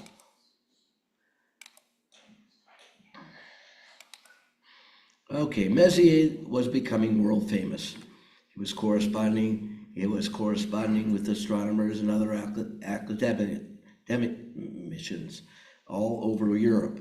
His Russian correspondent, Frederick the Harp, who tutored Tsar Alexander I, was in exile in Switzerland and a member of the Academy of Sciences. Due to his suggestion, Messier was selected in 1764 as a member of the Academy of Haarlem, the Netherlands, and in December of that year he was made foreign member of the Royal Society of London. In 1765, memberships in the Academy of Austria and the Institute of Boulogne followed. He got to be pretty famous. Early in 1765, Messier found a star cluster M41. Did we talk about that one, right? His drawing here. Later that year, Delisle retired, but Messier continued to use the Hotel de Cluny Observatory for observing. In March of 1760, he discovered a new comet, which is also the comet of 1783. Co-discovered one in April as well. In early 1765, Messier found a cluster, the star cluster, again, M41. And there you are. Delisle retired, but Messier continued to work. 1760 found Messier on his first and only naval trip. Even though he served as a depot clerk and later astronomer of the Navy, the trip was necessary so the new marine chronometers could be regulated and tested. Clockmaker and watchmaker Julian Leroy, 1786 to 1759, had constructed them. Son Pierre, 1785, monitored the results. He sailed on the trip L'Aurore, that's the Aurora, so there you go there, and spent 3 months voyaging in the Baltic. His companion on the trip was Alexander Guy Pingree. Messier was responsible for the astronomical observations while Pingree handled the necessary calculations. While on the trip, which was on May 12th to September 1st, 1767, his colleague, Jerome, I got him in here, yeah, I do. His colleague, Jerome Lalande, covered the observing program that Messier had set up at Cluny. There he is. 1760 found Messier again, getting off the ship and moving along. Let me go on. Okay, there we go. Returning to Cluny, Messier continued his observing and appears to have decided to publish his first version of his catalog sometime in early 1769. He expanded his catalog to include the well-known objects Messier 42 and 44 and 45, the Orion Nebula, Praesepe, and the Pleiades on March the 4th, 1769. How about that? What? Come on. Well, what are you going to do? Right. That's exactly what you said. I totally agree with you. I'm not giving you any hard time. All right. On August the 8th, 1769, Messier discovered comet 1769 Messier, the great comet of the year. On sending a description, the map of the comet's discovery to the King of Prussia, he was made a member of the Berlin Academy of Sciences on September the 14th, 1769. His appointment was followed in April selection as a member of the Royal Academy of Sweden in Stockholm. Very soon after June 30th, 1707, Messier was finally elected into the Paris Academy Royal of Science. What precipitated that long-awaited election was his discovery in June 14th of the short-period comet Lexell. Interestingly, the comet was not named for Messier, but rather unusually for a Finnish astronomer and mathematician, Anders Lexell, the one who calculated its orbit while working at the St. Petersburg Observatory. Late that year, 40-year-old Charles Messier married 37-year-old Marie-Françoise de Vermakamp. He had known his new bride 15 years since they had shared viewing responsibilities at the College of France. More about her later. January 10th, 1771, Messier independently co-discovered a great comet of the year. On February the 16th of the year, he presented his first version of a catalog of a nebula and the clusters of stars, which included 45 objects, to the Paris Academy of Sciences, Memories de l'Académie Royale of 1771. 3 nights after the presentation, he measured 4 more objects, Messier 46, 47, 48, and 49. Due to mistakes in positional data, it took until early 20th century to finally establish them as objects in the catalog. Messier 49 was the first Virgo cluster discovered April the 1771. Messier discovered comet 1771 Messier, his 13th comet discovery, 12 independent, and his 7th original discovery. There you have a little bit more. That was M42, was the first in the first catalog.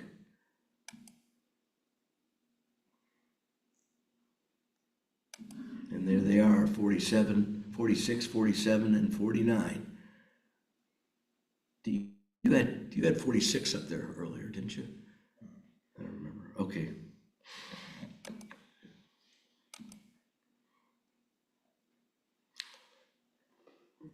On the was a little bit more on the comet C 1771. And in June of the same year, he discovered M62, calling it a very fine nebula, but because he only positionally measured it approximately, it wasn't added to his catalog until 1779. In September, he was appointed astronomer of the Navy by the Minister of the Navy, Du Bois.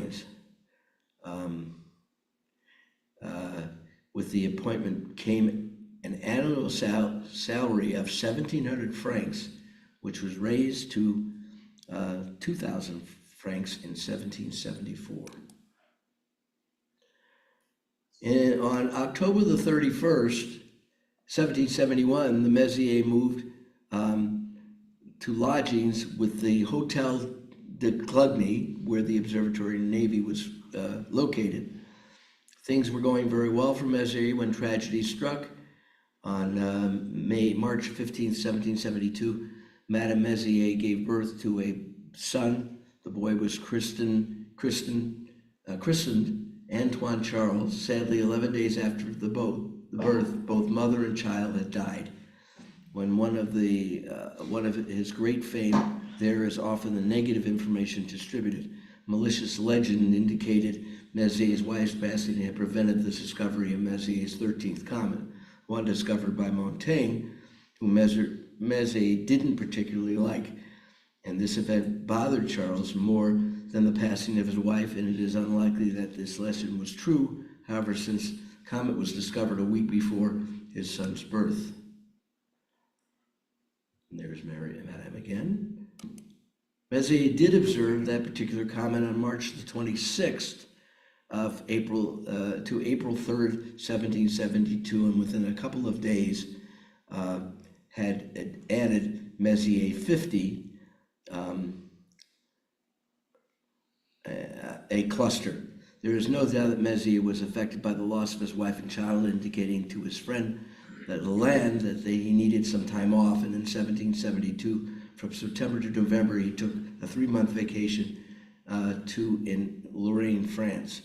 Acolytes continued to come in when he was elected to the Academy of Brussels and the Royal Academy of Hungary during 1772. So you can see that this guy was well liked by the commands of everywhere, and he was very much tied to it. And Messier did observe that particular comet on March the 26th to April the 3rd, 1772. Within a couple of days, had added Messier 50 to the cluster. There is no doubt that Messier was affected by the loss of the child, and Lalande said he needed time off, as I said. And there's Miss Lalande.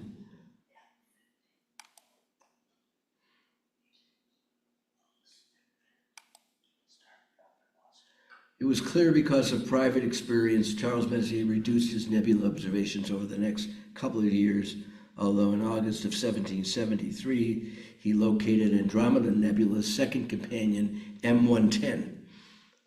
Which he didn't add at that time. What's that? Which he didn't add at the time. That's correct, although failed to catalog it. Exactly right.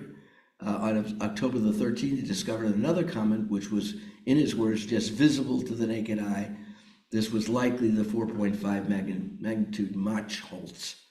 In 1774, while observing comet 1774, he found the objects Messier 51 and 52. During his, let me go down here a little bit.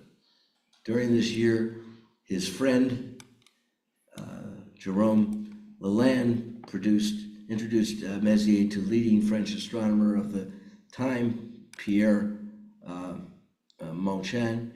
Owen Gingerich suspects that perhaps he may have met Kade earlier. Kade was probably the most important person to enter Messier's life, a partnership that would last until Kade's death in 1804. Messier should probably have been called Messier-McCain, catalogued because Messier's friend Pierre may have been an important to the development of it as Messier himself.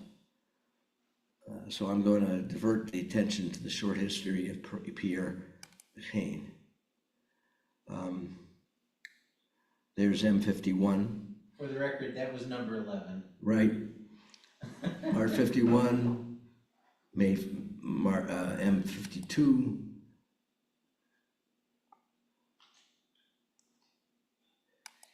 And there you go. Lalande introduced him to Pierre Méchain. And here is Pierre Méchain.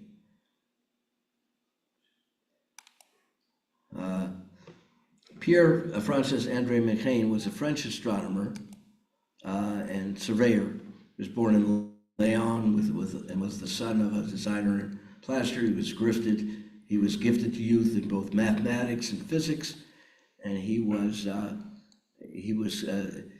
had a book called L'Astronomie. They became fast friends. Lalande then secured a position for him as an assistant hydrographer with the Naval Depot of Maps and Charts at Versailles.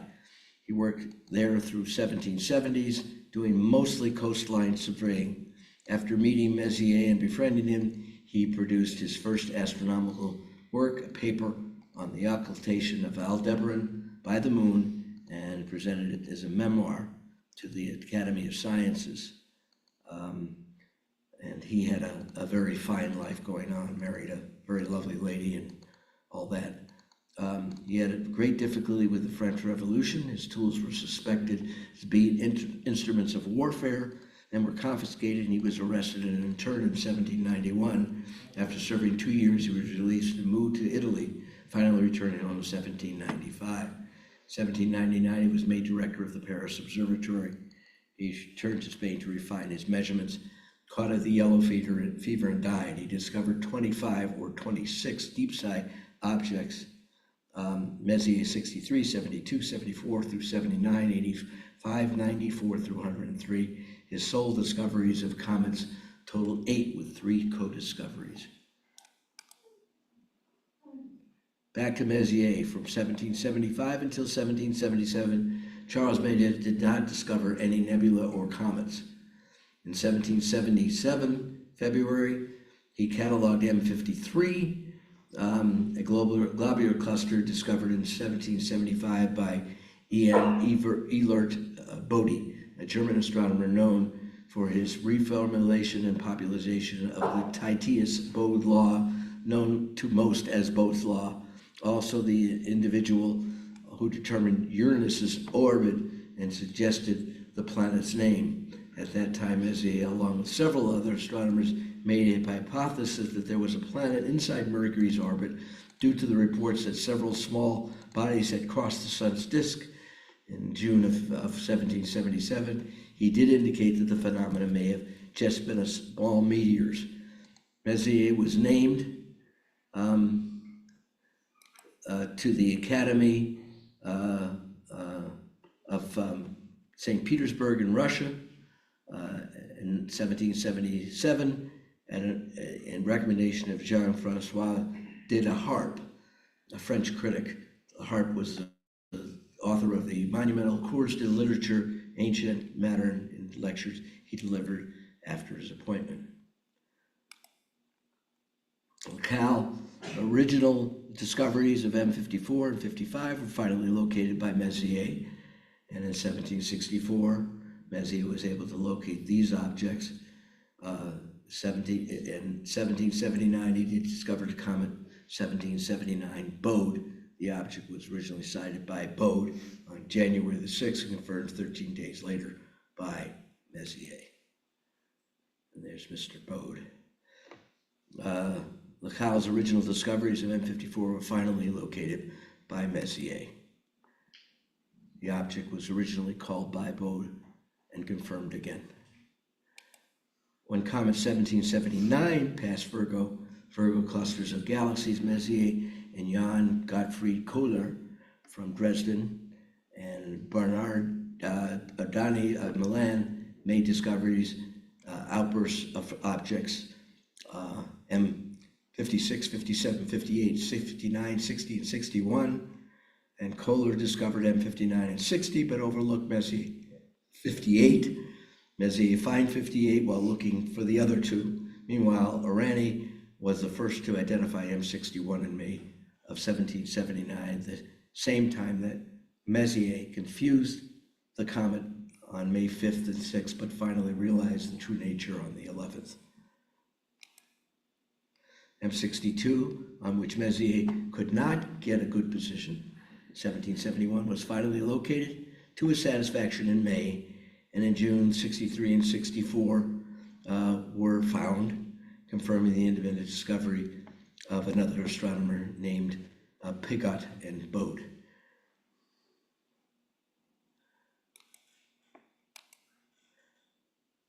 Let's go on here. The discovery on April 1780, Messier 67 and 68, he was able to create his catalog second version.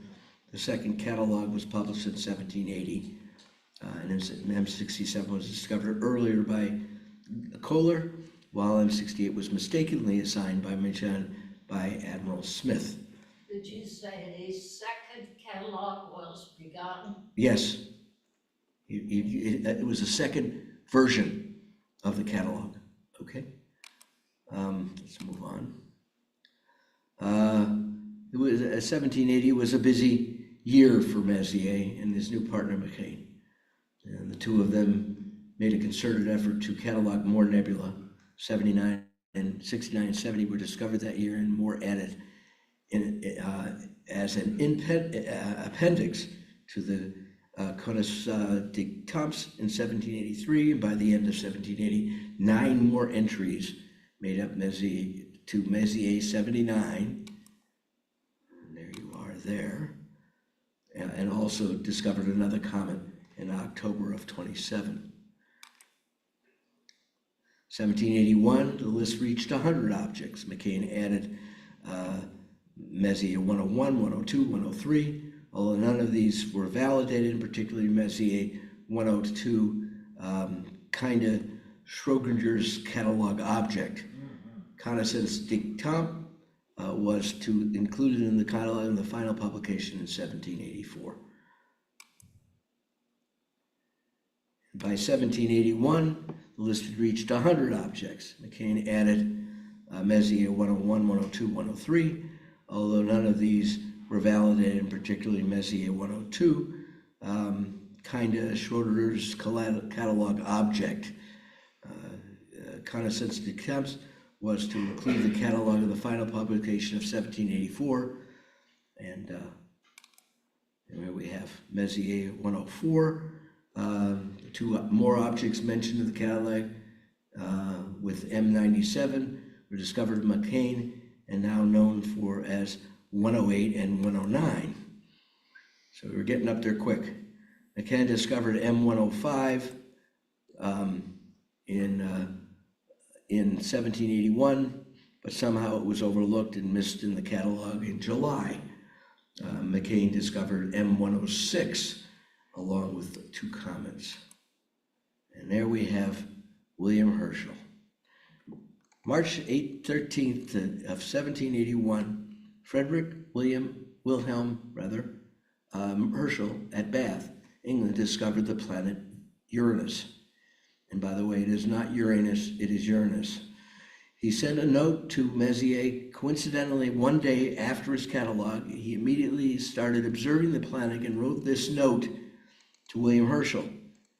It does you the more honor, as nothing could be more difficult than to recognize it, and I cannot conceive how you were able to return several times to this star or comet, as it was necessary to observe it several days in succession to perceive that it had motion, since it had none of the unusual characteristics of a comet. The observations were passed along to French President of the time, de Sauron. He was a top-notch mathematician and was one of the first to calculate that Uranus, in fact, was a planet and not a comet. It was determined that its perihelion was too great. Several others, including Roger Boscovich Anders Lexell and McCain obtained the same results, confirming that the universe was orbiting the sun beyond Saturn. This exciting discovery probably was the reason the later objects in the catalog were not as diligently researched as the earlier ones. And then you have in November of Messier unfortunately experienced a horrible accident. He fell into an ice cellar that was 25 feet deep, severely injured. It took more than a year for him to get back to work. And in 1782, McCain discovered Messier 107. Charles Messier, in his active observing life, used quite a number of different telescopes. The following list of telescopes was used from 1765 to 69, and Thames for 1807 were taken by Kenneth Klin's book, Focal Length, Magnitude for Magnification. He had an ordinary refractor, 25 foot. He had an achromatic refractor, two of them, 10 foot, 5 foot, one 3.245 foot. He had actually 11 refractors and reflectors. He was very busy in that regard. He always had magnification given, and it seems that the exchangeable eyepiece concept was not yet common in Messier's time. But he was quite a builder of things to look at. I'm going to try and speed this up because I have too much left here to do. He used quite a lot of telescopes that we said you can see them. And then William Herschel and his sister Caroline apparently were stimulated by Messier catalog. And in August of 1782, they became concerted effort to observe and record deep sky objects, partially received a copy of the catalog December of 1781, originally sent by Alexander Aubert. The first object discovered by Herschel was the Saturn Nebula. William and Caroline refined their observing techniques and began extensive research in objects in the sky visible from England. By 1786, they had cataloged 1,000 deep sky objects that totally grew to 2,500 by the end of 1802. Notice some of these answers don't exist, and some others were discovered at earlier dates. And there's Alexander Aubert. In November of 1782, 3 days after the discovery from the industry, Messier observed the transit of Mercury across the face of the sun. In 1783, Pierre Marchand wrote an important letter to Bernoulli at the Berlin Academy. The latter was published by Bode in the Astronomical Jarbog, published in 1786, highlighting the discoveries of Messier 105, 106, and 107. What I want to do is I want to stop here because we're really running out of time. But what I wanted to do is I wanted to tell everyone that the problem that Charles Messier had was that he ran into William Herschel. And although he really liked William Herschel, I'm sorry, I didn't realize that. Okay. He really liked Herschel. He didn't like the fact that he had discovered 1,000 objects. And so he's saying to his friends, he said, what am I doing? I've just put together 104 or 103 or whatever the number was. And I got this Herschel family that keeps discovering more, okay? Now, one of the things that really kind of got me a little bit about this whole thing was that there was a fellow in the last century by the name of Charles Moore. Charles Moore was head of astronomy out of England, very, very brilliant guy, but he didn't like the fact that the Messier objects were mostly in the northern hemisphere, because Messier didn't go to the southern hemisphere to do that. So he said, what am I doing with this, with the Herschel thing? And then Charles Moore says, well, wait a minute, we got to have some Messier objects in the southern hemisphere. Well, he couldn't call them M anything because of Messier, so he used his middle name, Caldwell. So we have 109 Caldwell objects in the southern hemisphere that are also to divert amateur astronomers from looking for comets or confusing these with comets. So you have a history that is amazing. I mean, you're talking about Here you have, after the transit of Messier, continued his work on looking for comets. And then you have more that were discovered. You've got Messier 104, like I said, Messier 109. You covered that one for a minute, didn't you, today? No. Okay. And McCann was really as good as Messier at searching for things. It should have been called, as they said earlier, the Messier-McCann catalog. Obviously, 110, which really didn't become a member of the list until the early 20th century. Let's see if I've got that. I think that's 110. Nope, that's a comet. Okay, Messier discovered comet 1785, and it was called Messier-McCann, which had a magnitude of 6.5 and was visible for 5 weeks. McCann, meanwhile, discovered a comet in March of 1785 and another one in January 1786. The latest one was the first apparition of the comet Encke, which is a comet with the shortest known period at 3.3 years. That's pretty cool, actually. And what you have, you've got comet Encke that came up in 1785, magnitude of 6.5, visible for 5 weeks. Messier was very excited about that. Then you had comet Tuttle that came up in 1785, let me see if I've got that one. Okay, I've got comet Tuttle was discovered by astronomers in 1787 and 1788. In 1790, a pair discovered comet Tuttle. Both gentlemen were given academic memberships in the Academy of Sciences at Dublin because of their discoveries. Then you have the storming of the Bastille that interrupted a lot that was going on, and that was in 1789. And a lot of the people that were there had to stop what they were doing because you had this event. The Year of Terror was 1793 to 94 was the execution of French President King Louis the 14th. He was guillotined. All right, so everybody starts getting nervous because they figure that these are friends of him and they may be put under risk as well. And then in France, you've got Louis the XVI. There was a French Revolution. You had things going on there that were just becoming crazy in the world at that time. Robespierre was guillotined in July of 1794. So terrorism in France was essentially ended at that time. Messier had lost his salary, the pension, and even had to borrow oil for his lamp from the land. McCann had taken up employment in Spain, surveying the meridian, discovered other comets. He did, however, lose the family estate during the 1793. So there was chaos going on. You've got Cassini, who was a great-grandson of Giovanni Cassini, were selected for the Bureau of Astronomers. You've got, of course, McCann, which we've talked about before.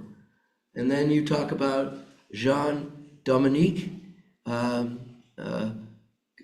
He was from 1745 to October of 1845. And you've got, there's so many things that were going on at the same time that the world was a little bit in chaos. Had Messier gone on with what he was doing, who knows what he would have done. Great comet chaser, no question about it. But he also, here you've got one of the great things that he discovered. This was the history of M1 is spectacular. In 1054, I think that was right about that. The star exploded. Now, do you understand what happens, how a star explodes? It runs out, it changes the hydrogen into helium, and then it is so massive, it starts to collapse. Stars are held apart by electromagnetic, about the changing of hydrogen into helium. That's what keeps the star apart, and it keeps it expanding. But if you don't have that going on and all the hydrogen is changed into helium, what you have is you have a collapsing star by gravity. And if it's big enough, it gets down to iron, which doesn't collapse and explodes. Now our sun, for example, you saw the ring nebula, right? Those ring nebulas are very important because our star isn't big enough to explode. So what happens is it dissipates and you get a ring of all the elements around it. And usually in the middle of a ring nebula is a white dwarf that surface temperature is 50,000 degrees. Our sun's temperature is 8 or 9, something like that. But the point is, you have to understand that the space is so huge and so many things are going on all the time that it's never sleeping, as they say. So the hobby for me and for Jonathan and for many of you in here is very exciting because we learn something every day about stuff that goes on. I love astronomy, and this is one of the greatest parts of it, is to discover individuals who made such a huge difference in how we studied it. The accolades that they got and the positions that they got are fabulous. So anyway, you want to know anything about astronomy? I'll talk to you. But I enjoyed doing this with you.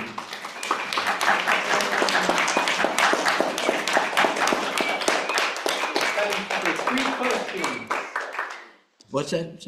Any questions? 3 questions. Go. Laura. Last 30 years of his life, where was he observing? In Paris or out in the country in Alsace? What, Messier? Where?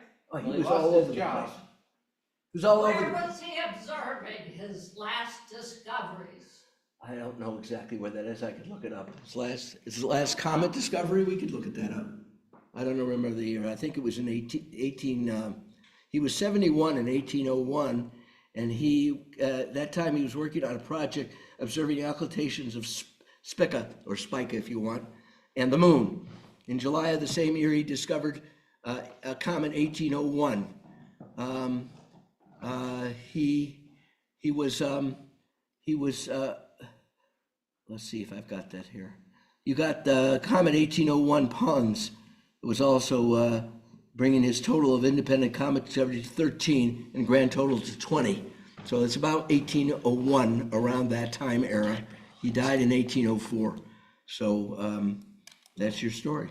Any other questions on that? He was all over France. He was in Italy. He was in Spain. He was in Germany. He was on all these committees and all these they all appointed him because he was so sharp. He was, and he got a little bit involved. He got, like for instance, he was at the Paris Observatory for a while, and when he died in 1804, he was in Spain. Okay, so he was all over the place because they always wanted to hear from him. He was a wonderful speaker, is what he was. Doing it again. Yeah. But he was one of these individuals that I would have liked to have met. All right? And I think you all would have enjoyed him because he was always questioning things. And people would say something to him and he'd either discredit them or extra credit to them. Many people got great positions in their lives because of Charles Messier. You know, you run into these people, these astronomers through time. A great common one was Carl Sagan. Carl Sagan did an enormous amount of things. I've done a speech on him too as well. But when we're talking about these people that reach out and grasp, I'll give you one last thing. And the last thing is I met Carl Sagan in 1991. I was at the eclipse in 1991 when I got to Baja, okay? And I went into the hotel and I met with Fred Espenak, who had convinced me to go see this long eclipse. And he was sitting with Owen Gingrich, which you heard about. He was the head of astronomy at Harvard. And I sit down with them and he starts questioning me. And we're talking like 15 minutes. and Carl Sagan walks in the door, and he says, Carl, come meet my old friend, Ken Bertin, which I knew in 15 minutes, all right? And I sat down with Carl Sagan for like an hour, okay? And these other two, I was like in Disney World, that's where I was. And Carl Sagan was the type of guy that looks you in the eye and listens to you. At the end of the conversation, I'm a financial planner by trade. Carl Sagan says to me, you know more about astronomy than I do about financial planning. And I said, I don't think so. But that's the type of people that you want to meet in astronomy. There's some people that don't want anything to do with you, but most of them, they want to talk about it until you go to sleep. And I do put them to sleep too, so it's okay. Any other questions? Great speaking with you, and I will be giving one on Carl Sagan at the Detroit Library on the 26th. Thank you very much, and thank you, Jonathan. Your stuff was great. All right, so after our Cranbrook meetings, many of us go to the Red Coat Tavern on Woodward, just north of 13 and a half mile. And that is what we call gastronomy after astronomy. I